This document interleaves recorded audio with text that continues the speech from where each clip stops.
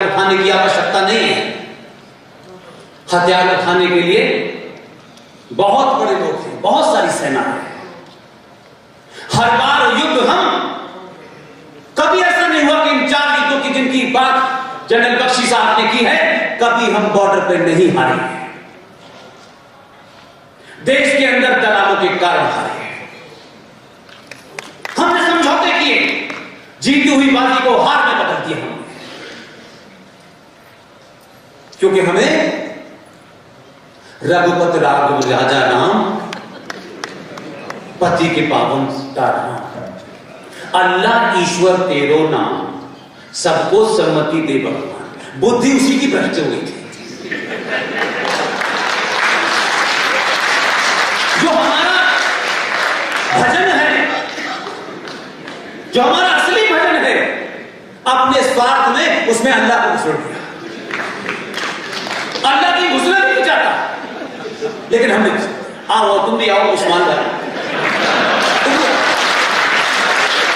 ये बीमारी हमें है। हमें अच्छा दिखना है, कोई माने या न माने। घर से निकलेंगे, लोग क्या कहेंगे, ये कपड़े कैसे पहने, लोग क्या सोचेंगे, तिलक लगा के जा रहे हो, तुम्हारे बारे में क्या सोचेंगे। बदलाव देखिए। 1995 में एक प्रधानमंत्री थे, पुर्तगाल गए। पुर्तगाल के अंदर वहां के एनआरआईज ने एक छोटा सा मंदिर बनाया था। वहां के लोगों ने कहा कि आप आए हैं, इस मंदिर का इनॉग्रेशन कर दीजिए। उनके ऊपर संविधान इतना हावी था, उन्होंने कहा मैं सेकुलर स्टेट का प्रधानमंत्री हूं, मंदिर का उद्घाटन नहीं करूंगा। 1995 से 1914 इतिहास के पैमाने में एक छोटा सा घड़ी के बराबर होता है। आप जिस दिन बदले, तब सत्ता पे ऐसा आदमी बैठा। 2014 में चुनाव जीतने के बाद लोग माइकल जैक्सन की कंट्री में जाके सलाम बजाते हैं सबसे पहले अंकल सैम को। वो नहीं गया, इसलिए जब आपके बीच में कोई आदमी, वो आपकी जाति का है नहीं है, वो छोटा है बड़ा है, वो क्या पहनता है, वो क्या खाता है, यह महत्वपूर्ण नहीं है, वो राष्ट्र के लिए क्या करता है, यही महत्वपूर्ण है बस।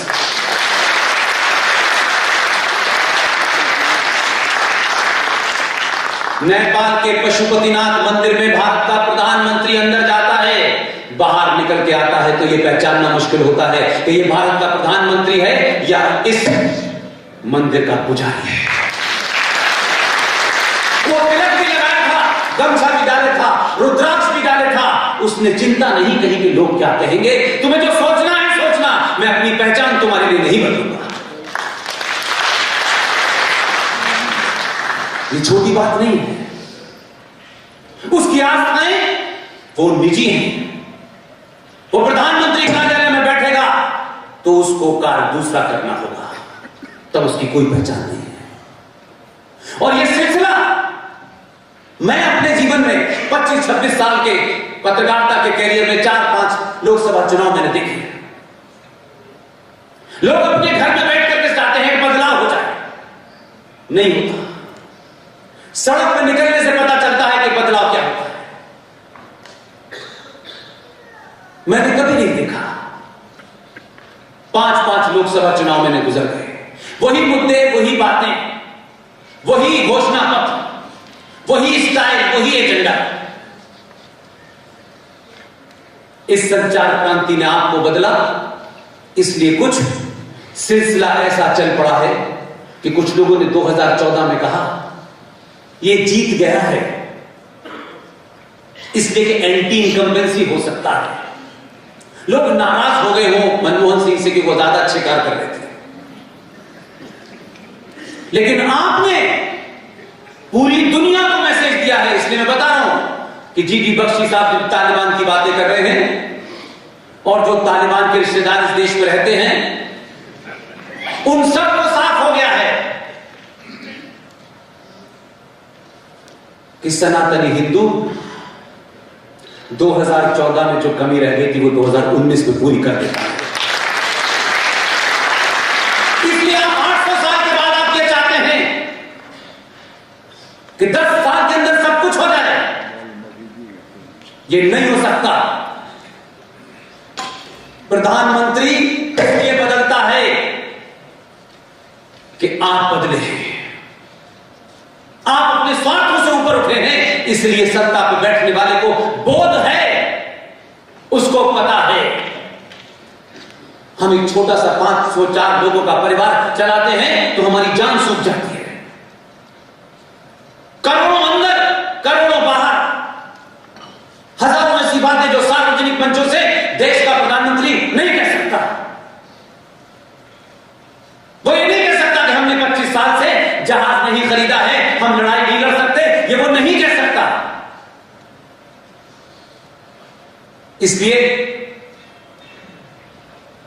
उसके आने के बाद मैं सिर्फ जिन मुद्दों से मैं आरएसएन जीडी और मेरे जैसे तमाम 10-15 लोग इस देश में जो दिन रात यही काम कर रहे हैं, अगर 71 साल का आदमी बनारस में ऐसा लग रहा था जीडी बख्शी साहब के बोलने से कि 71 की बहुत शुरू हो गई है, हर बात में ऐसा लगता था कि एक गोला बाहर निकला। ये आज के युवाओं के लिए प्रेरणा की बात है कि आपके बुजुर्ग 25 साल से कह रहे हैं करो।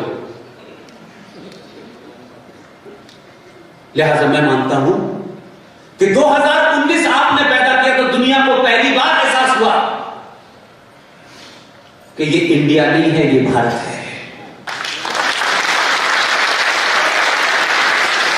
ये वो भारत है जिसे दुनिया आपको देखती है, जिससे पूरी दुनिया में आपकी यश पताका फैली हुई है, पूरी दुनिया में आपका गुणगान होता है। इसीलिए दुनिया के लोग आपके यहां आए, इसीलिए उनका ही कहना है, वही कहते हैं, उन्हीं के अखबार कहते हैं, उन्हीं के लोग कहते हैं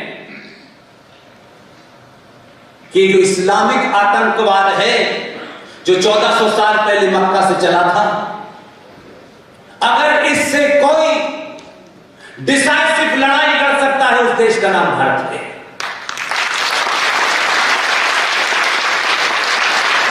इसलिए आप इस बात की चिंता न करें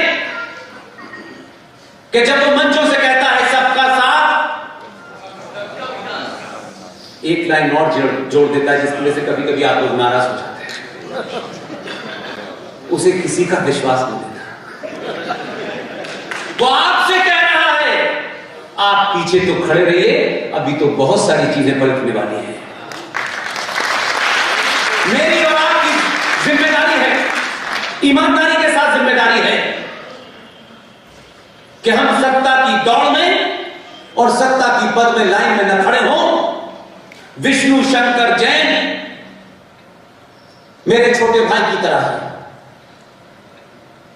मैं इनको कभी नहीं जानता।